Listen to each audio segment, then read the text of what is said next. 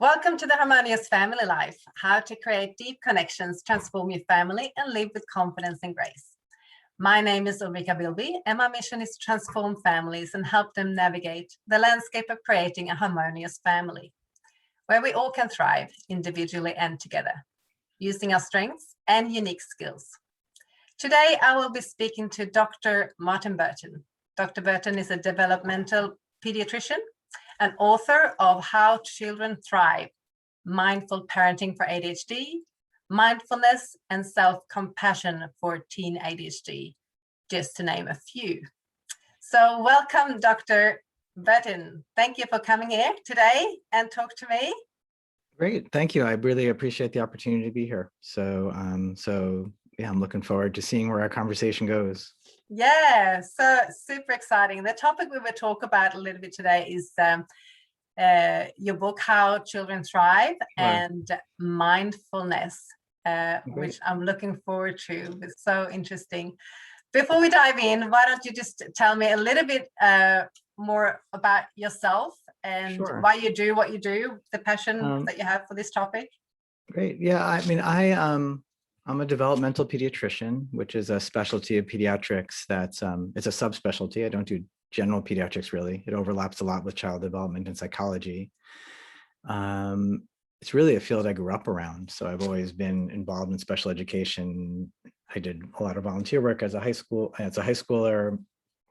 Most of my family is involved with special education. So I've always been immersed in it. And one of the things that I really enjoy about it is both the opportunity in my clinical practice to work with children who have things like ADHD and learning disabilities and help set them up for success. And that another big part of my field is just advocating for children in general. And I think, I would imagine every generation says this, but to me, it feels like particularly in the modern world and in the internet era, parenting can be really intense and confusing. And I really look for the opportunities to kind of cut through all that and simplify things and help parents stay in touch with, some of the basics that really work. Yeah, great. So then the book then, How Children Thrive, because that's what we all want as parents. Right. Yeah. And I just read, if you read about the book, it says, how do children thrive? As a parent, you probably think about this every day. You want your children to have happy, healthy, and meaningful lives. But what are the best ways to support them? So in this book, then, you give positive and simple, empowering approach for raising children and bringing mindfulness, new science on brain development together. And then, to see this messy reality of being a parent. Yeah, and that's, that is a good starting point, is that, part of what I'm trying to show in the book and reassure parents of is just that, obviously we can't know everything. And I'm not a big fan of parenting books that are overly prescriptive because, we each have our own families and we each, have to find our way and sort of trust our own wisdom when it comes to raising our own kids. And a lot of what I'm talking about is just recognizing that as parents, if we can understand the fundamentals of typical child development and the basics of what support resilience in kids, really we can reassure ourselves that we probably are doing what our kids need, and it's not necessarily so complicated. I think there's just a lot of pressure nowadays for, to push kids harder and to buy more stuff and to do more things. And one of the ways I sometimes summarize it is it's kind of like the modern science of back to the basics parenting. And I think it's particularly important during the pandemic to come back to that too. One of the things I always want to start with, and nowadays, as I'm giving talks like this or being asked to talk, is, clearly we cannot in any way cover the needs of every family, going through everything right now. There actually is a little bit of research developing already that some kids are actually thriving out of the traditional structure of school. And then, of course, there's some other families who are dealing with complete catastrophes. And, so there's nothing I'm going to talk about that obviously is going to meet the needs of everybody. No. But there's kind of there's a bigger message to the book and then a specific topic I was covering. I mean, certainly the bigger message is that when it comes to resilience in children, a lot of it comes down to stuff we've known about for generations, just, consistent emotional support at home, and strong attachment, and, coming back. Even, I think, the way kids are living nowadays, sometimes you almost have to, overemphasize the fact that just their physical lifestyle affects their emotional well-being. So sleeping and exercise. And really, as simple as all that seems, is like, on the one hand, I think it is important to recognize, like, we can't control everything as parents, but if we can just sort of check in with ourselves and make sure, we have those basics covered, we're doing an awful lot, and that really is very foundational. And then on a more specific level, which I think is more new science and not as commonly discussed, there's another path of development. I think most people are familiar in many ways with, the basics of language development, where, we have a broad sense of children start talking by 1, and they are conversational by preschool. And we have again, there's kind of a more intuitive understanding of motor development and when they walk.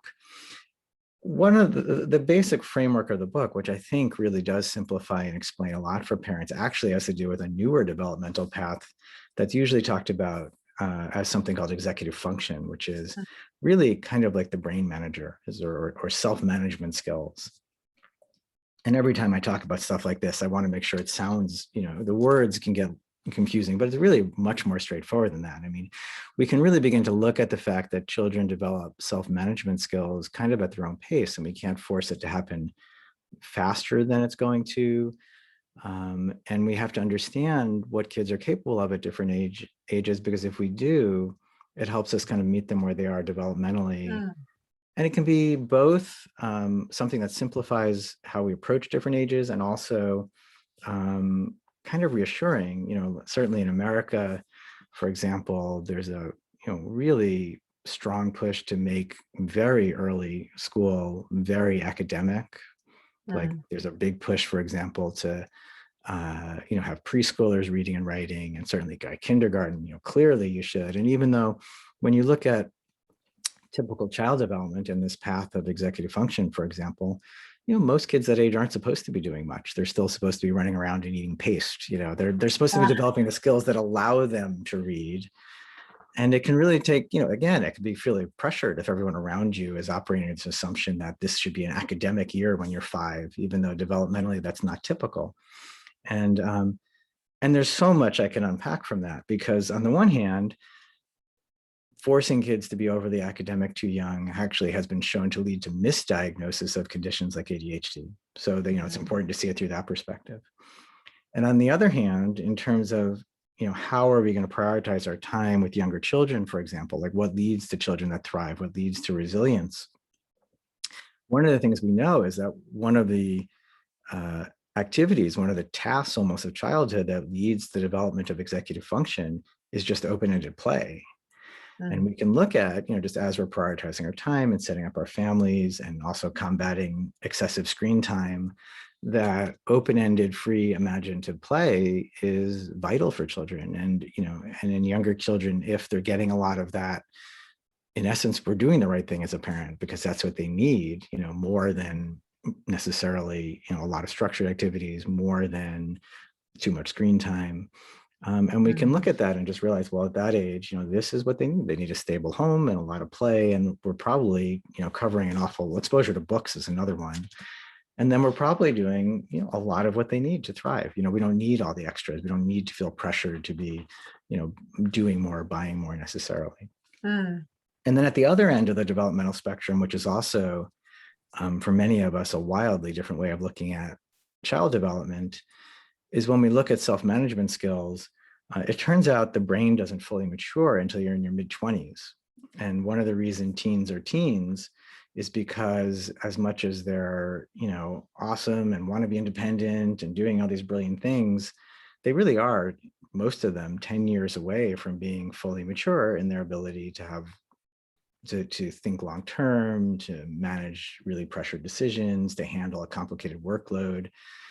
And that's a really important, developmental skill set to be familiar with also, because it means that while teenagers need to be clearly treated very differently than younger kids, and we want to be collaborative and give them opportunities to learn and give them opportunities to make mistakes, we also have to recognize that they're relying on us to be adults still, and that they're really relying on us to set the boundaries. I think it's Wendy Mogul, who's a wonderful author and speaker, who came up with the concept of creating a self-container for teens, of just there's a boundary on either side of, you can play around, you can learn, you can experiment, you can stumble, but we're going to be here because if you hit these boundaries, then it's my turn to step in and say, and maybe give some guidance or set a rule or set a limit.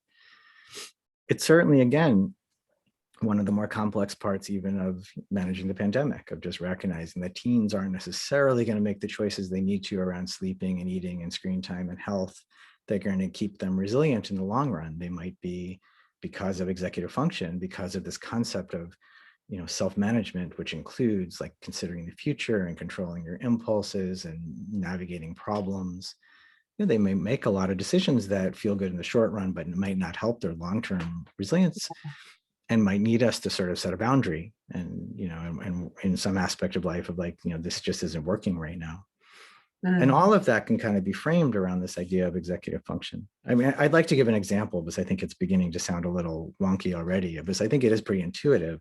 One of the examples I use a lot is if you think about running a restaurant, you could probably talk the average 5 or 6 year old even into describing, what goes into the restaurant. You could talk, if you coach them a little bit and they've had some familiarity with it, they might know, you need, staff, and you need a kitchen, and you need tables, and you need food, and you need to cook it, something.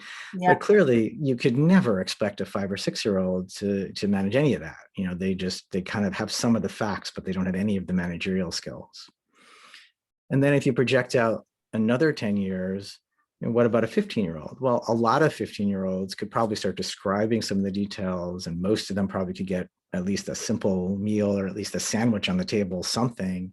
But again, you wouldn't really expect the average 15, it's a bell curve, but you wouldn't expect the average 15-year-old to be able to manage that situation. You wouldn't put them in charge of a restaurant. They know a lot more about it and they're getting better, but they couldn't do that level of managing. And then if you take it another 10 years, which is roughly when executive function is maturing, at 25, clearly that's the sort of job many people hold. They can run a kitchen, they can run a restaurant. And that really illustrates this sort of gradually developing path of self-management, and, and how it can help us meet kids where they are and meet their needs at any age. So you think that we are often setting ourselves up for, not successful, parenting, because we expect other things from our children, maybe. I think it makes things, yes. Again, there's no judgment to it, but I think it's often driven, honestly, by, again, one of my favorite studies of the internet was they did a study looking at timeouts. It's a while ago now, and showed that of 100 plus websites they were able to find discussing timeouts, none of them had completely accurate information. I think part of it is we just live in this world where there's just too much information, and a lot of it is inaccurate, and it just confuses parents in particular, because we're trying to do everything we can to make sure our children thrive.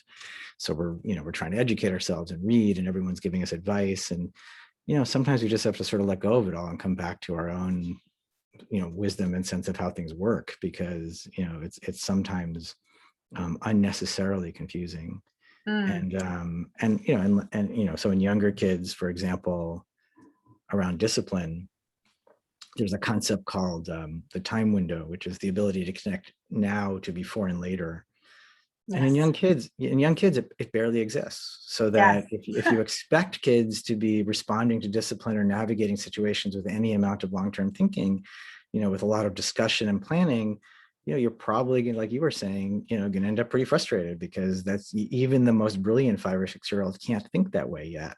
And then the same thing goes with teens, of like, you want them to be making really rational long-term decisions, but if you're, constantly frustrated because they can't think that way yet, that often is just typical development. We were all there. So if you think about it, we probably all have made those types of decisions. And we live in a different world, even though we were there life was a Yes. little slower when we were younger. Well, so that's no small thing. That's a huge Mm. discussion. I think part again of the disconnect with the amount of just really mature adult information teens nowadays are exposed to. I think I don't know the answer because it's just the nature of the internet, but it is certainly something we need to talk to them about and we need to navigate and watch for, because they're often being asked to do things and exposed to things that are, really complex, more adult, situations. Yeah. And they're still teens, They're still teens, and we are struggling as well as adults, also being in this Yes. world. Right. And I was just thinking also, we were talking a little bit about the technology, and that's also a new tool that we're using, and how that affects us. Yeah, I mean, technology, I know it wasn't our topic for today, but it's one I could talk about for a long time. Yeah. I think it is a industry and a tool that developed in ways that are, sort of the model of how they were designed, are meant to grab our attention and manipulate our attention. And they're not, it's sort of inherent in the medium. And that's hard even for adults, but there's more and more research developing that, excessive screen time, cuts into reading, cuts into exercise, affects our mood, possibly affects our attention.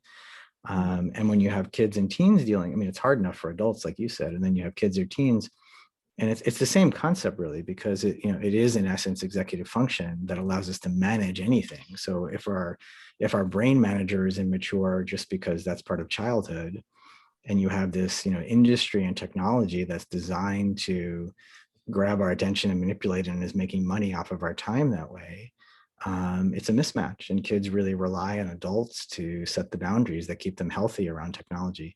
It's just a tool. It can be used well and it can be used poorly, but certainly, many kids struggle to use it in a balanced way. And I think that's kind of a gentle way of saying it, but yeah. Yeah. Well, I was thinking of the container that you use, that analogy. That's quite good, but then we as parents have to tell them they can use the technology, but set the frames.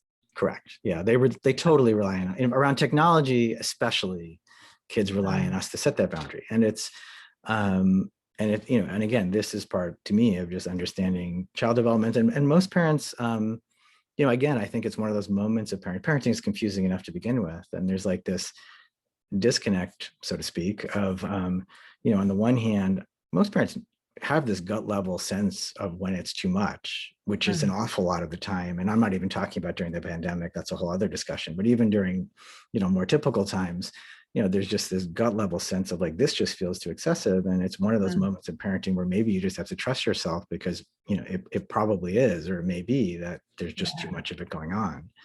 And kids are going to rely on us to rein it back in. So that brings us back to what we talked about also earlier on the mindfulness. Sure. Because that can just help us then, or help us and our children. Will you tell us a little bit about that? Because I think that maybe not everyone knows what mindfulness is. They heard about it. Right. Not sure how much to know about it. I think it's important to demystify mindfulness if you're going to get anything real out of it. And one of the most important things about it to me when I'm talking about it is to kind of look past, you're trying to put words to something that's an activity. It's a thing, it's a way of living almost. That sounds a little ominous, but it's like, I guess a better way of saying it, it's like putting words to physical exercise. You can describe it all you want, but it's not the same as exercising. Yes. And in the big picture, mindfulness isn't the cliche or the the sort of surface view of it. It's deeper and takes work. The core premise of mindfulness is that life is kind of inherently challenging at times and changing and can be stressful. And in many ways, the most skillful thing we can do is work on whatever helps us navigate that with more ease, whatever helps us become more resilient. So it's almost a practice of developing resilience in some ways. And so on a conceptual, sort of on a what is it kind of level, it's often described as something like moment to moment, non-judgmental awareness. But that's one of those things where it just becomes a lot of words. But if you break that apart, you begin to see why it matters. Because the first premise, the moment to moment part is really a basic concept. It's just that really left on its own, our mind tends to be jumping all over the place.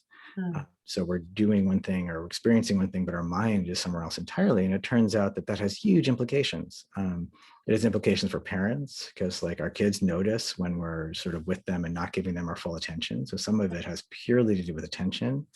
There's a growing body of science that suggests that just giving life our full attention improves our well-being. It has other implications, which is, there's our mind tends to jump into the future and, make even a situation that's not good. I mean, it doesn't, an unpleasant situation even worse. So we jump into, we have all these anxiety provoking fantasies of the future and stories of the future, and we're caught up. So we have, a fight over homework going on, but really the core stress when we examine it is that we're projecting it into failing out of university, or we're regretting something from the past, and then really on a basic level, it also, if we want to make an active choice and skillfully navigate any moment, we have to give it our full attention, because if we're not paying attention, we're just going to be on autopilot. So that's really what mindfulness is, to practice. Correct. That practice to be here and now. Right. And so again, the here and now, be in the moment, those things can sound like cliches, but it's very practical. It just means like, if we're really going to live fully and address any moment fully, we have to be there. We have to be paying attention. And the non-judgmental part is also very clear, I hope, which is just that we have all these, like, we have, all of us have our, like, we're often reactive, and we put things in boxes, and we're living on, all these different ways that we're not seeing clearly. So if we're going to manage a situation, like, I know we were thinking about touching on ADHD today, and I think it's a good example of how tying all these ideas together. So I'll give like my shortest version possible, but it turns out that ADHD, in spite of how it's talked about, is a very real medical condition. The genetics are almost as strong as the genetics of height. And it ties to our topic of today, because on a practical level, what we know about brain development nowadays is that ADHD really represents for kids a developmental delay of executive function, so that they're behind in self-management skills. So they might be 9 going on 12 in terms of some skills that they have, but 9 going on 6 in terms of their ability to manage their focus or their behavior or to problem solve. And that's a pretty huge statement. And it comes right back to what I was talking about mindfulness, because, just seeing with clarity what's going on totally changes things even before the intervention. So you have a child who's struggling in some way. Right. And this can go for any problem you're dealing with. This can go for managing sleep. This could go for a teenager who's acting out. They're struggling, and we have our way of seeing it. And the more we can see it with clarity, the more we can see what's actually going on and just let go of judgment, it can change an awful lot. So I had an experience within the last few months where I saw a child who had ADHD, diagnosed him with ADHD. A week later, I was talking to his mother, and she said, things are already better at home. And I almost, I had to feel it was okay. So I kind of made a joke of it, because I hadn't even done anything yet. And she said, yeah, I just realized that every time he's impulsive and yells, it's just part of his ADHD. Now that I get a sense of executive function, it's just part of his ADHD. He's not willful. He's not trying to get my goat. Now what are we going to do so he's less impulsive? We have to do something about the impulsivity. But that moment of just letting go of like, oh, that's right, he's not being a difficult child. He's struggling with self-management skills. That shift in perspective, changes a lot. Yeah. So understanding. Yeah. And that, so core to mindfulness is something, common sense on the one hand, which is that clearly if we can see see our experience with more clarity, that always is going to help, whether it's positive, which means, for example, during stressful times, we may get so caught up in our stress, we don't even really experience the positive moments that would restore us. We don't even notice them, so that, things are bad enough already, but now I'm not even enjoying my morning coffee because I'm off in my head the whole time. I'm right? somewhere else. Yeah, in my head. And then the flip side is during a difficult time, which we're all experiencing right now, but, we're all going to have in the future too, in different ways. If we're not really seeing it with clearly, we can't navigate it quite as well. So that's one core premise of mindfulness, is just trying to see all that. Now, there's also, on the other hand, there's a more specific part to the practice of mindfulness that begins to tie into the neuroscience, and hopefully makes it accessible to anybody. So it isn't something that you can do well or poorly. The goal isn't to be calm all the time. The goal isn't to be clear-sighted all the time. It's much more reality-based than that. it's really a practice that recognizes that all of us get distracted and all of us get reactive and all of us have lots of mental habits, and some of them are really wonderful and some of them are not. We all have those habits we'd rather not have. So the core practice of mindfulness is recognizing that, much like hitting the gym for our physical health, if we practice mental skills that help us navigate our lives with more ease, they eventually become hardwired.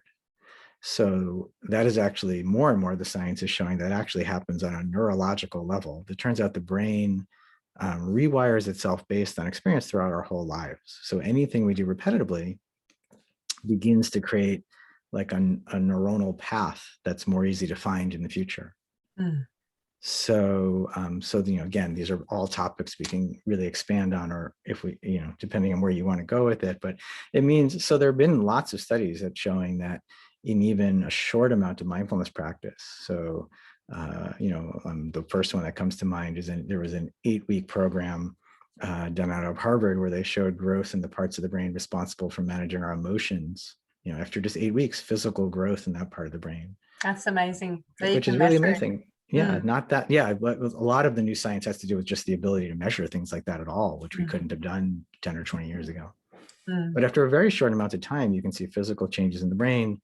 The more practical thing to understand is that it's not really about the brain changes as much as beginning to feel more at ease in life. And that's one of the things I really enjoy about teaching mindfulness and being, or even just about the research as a concept is, I was introduced to it a long time ago, kind of right when all this research was starting to be published, and just I personally found it very helpful, but kept it to myself for a long time. Like I didn't talk about it in my medical practice much. And then as the science started taking off, I began to realize, like, this is silly. I mean, parents are so stressed and overwhelmed, during, typical life. I mean, it's just a hard thing to do to raise kids. And then, in my field, if you're working with kids with learning disabilities or ADHD or autism, that's, even more stressful, obviously, really overwhelming and confusing.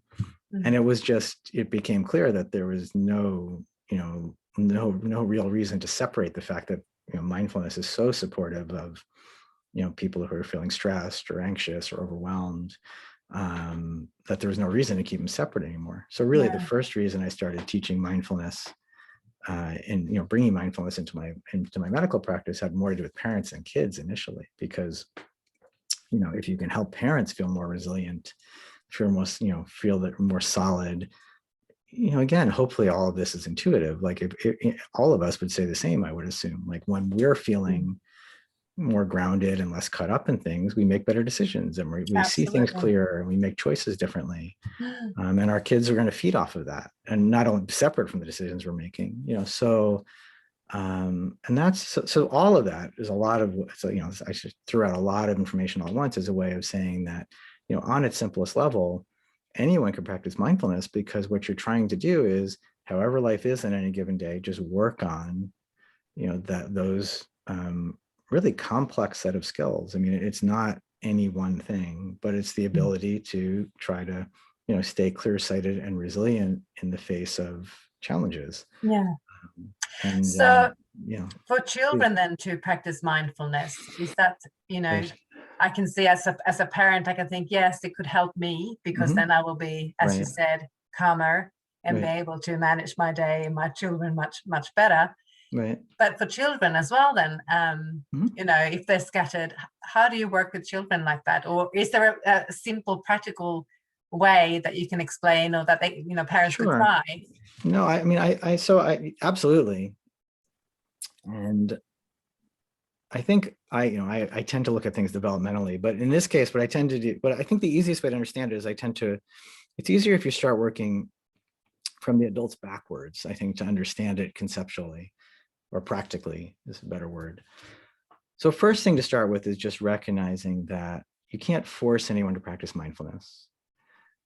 And there is a really deeper premise to mindfulness, which is quite important to rationalize it even as a parent, which is recognizing that it is not meant to be a self-help program at all. I mean, the real deeper premise as you start studying it is that when we're living more in a more balanced way, when we're sort of in touch with our own best intentions, that changes how we interact with everyone around us. Mm. So really the deeper meaning of the practice is that, we're trying to influence the world around us for the better. Mm. And so that's why when you talk about working with kids, it is important to start from the fact that you can't force anyone else to practice, but your own practice does influence your family. Mm. And it's the same concept of being aware of things developmentally. Don't get frustrated if you can't get your teenager to meditate. Just trust that if you've introduced it into your family and you're practicing it and it's part of how you're living, there's seeds being planted that hopefully they can come to when they're older. That's the starting point. Then the next thing to know as a parent is it is kind of a skill set to teach, and it's almost like teaching a sport. So it's like if you're going to teach tennis, you have to know enough tennis to be a little ahead of whoever you're teaching. So that's another reason you have to start with your own practice. Mm. Then when you move down to teens, what does mindfulness look like for teen development? Well, I think there's like 2 bullet points to recognize. One is that certainly they can recognize most of the concepts. So you don't have to change the concepts a whole lot. The concepts have to do with things like, the benefits of being focused and the benefits of thinking flexibly, and compassion is part of the practice. All of that is stuff a teenager can understand. However, the big thing to understand developmentally is teens are often looking to separate from their parents and are really into their peers.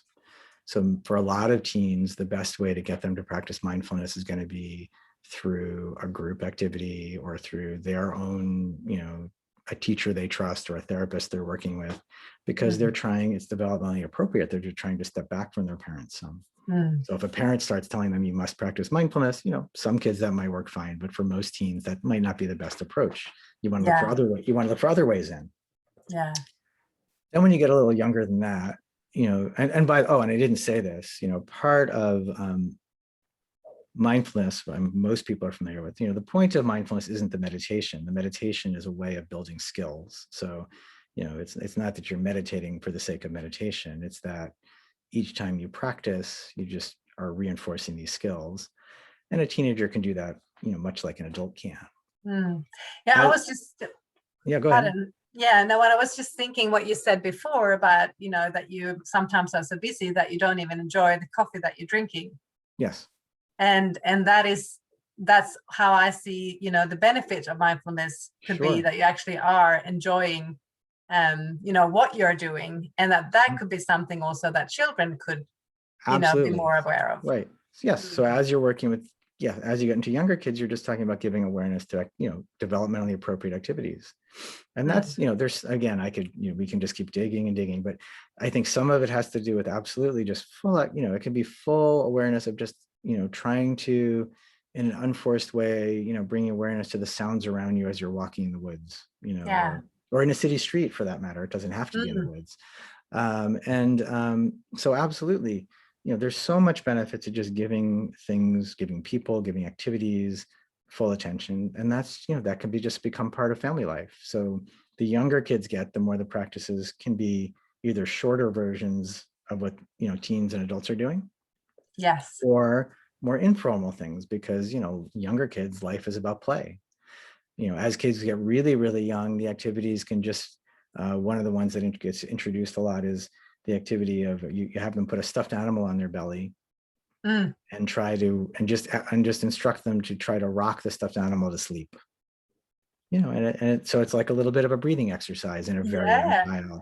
So you can, so absolutely, as kids get younger, it's about that level of attention awareness, sort of in a more informal way. Although you can, depending on the child, depending on the discussion, do it, as a more structured practice too. 2 really common ways to introduce more structured practices in very young kids are either adding a short practice to bedtime, which I think is very natural. You don't even have to call it a mindfulness activity. You're just looking for ways to slow down, and it can be some sort of focus on relaxing the body or relaxing the breath in a way that is one of the things I often joke with kids about is kind of boring too, which is so they fall asleep, which is a perfect use of it at night. And then the other thing I think that's useful to talk about in terms of attention and awareness, because it's a little subtler than just focusing on activities, is there's an intrinsic mental habit that probably has to do with evolution called the negativity bias. Mhm. And what it means in a simple term is just, the bad things hold our attention. They feel dangerous, so we can't stop thinking about them. And we don't want to not think about them, but they can totally swamp our thinking, which is why one of the best studied ways of just building a sense of happiness and well-being, or a piece of it, none of these things are meant to be miracle cures on their own, but a piece of it is something called a gratitude practice. And gratitude practice is totally meant to be unforced, because most of us do have something we can be grateful for. Yes. But just like you alluded to, without a little bit of effort, you just lose touch with it. You go through a stretch of bad times, and it's so easy to get caught up in them. You may just totally lose touch with, just giving attention to what would create a better sense of balance in life. And so an active gratitude practice of, again, it can be something we just build into family life. It could be part of bedtime, could be part of dinner time, could be once a week, but just, we need to put the effort in quite often to intentionally giving attention to what is going well, not pretending it's going well, but really intentionally finding those things that are going well that we can be grateful for, not as a way of ignoring our problems, but as a way of paying attention to both things instead of getting caught up only in the challenging stuff. What a beautiful way to end this conversation, I think, the gratitude practice.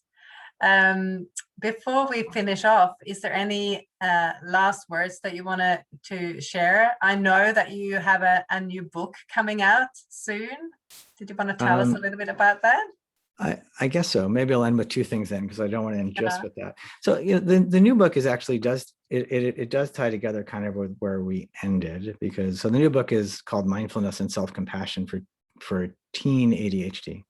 And it's the first thing I've done for teenagers, either to use on their own or maybe to use with a teacher or parent together, because one of the best one-line summaries of ADHD is that it's not a disorder of not knowing what to do. It's a disorder of not doing what you know. Meaning, if you grow up with ADHD, you're brilliant and wonderful and probably more motivated than you seem, because ADHD gets in the way of that.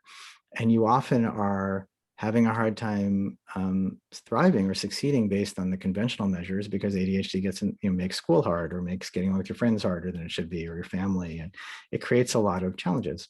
And this really ties together the theme of everything we've been talking about, because it relates to parenting in its own way too, because as we start feeling bad about ourselves, and as our inner critic gets too loud, and as we start getting down on ourselves, that sort of creates a vicious cycle where you're trying to, for teens with ADHD in particular, although you can generalize this, as you start, all those negative thoughts start taking over, that negative self-image starts taking over, that makes it that much harder to manage your own ADHD, much less to thrive.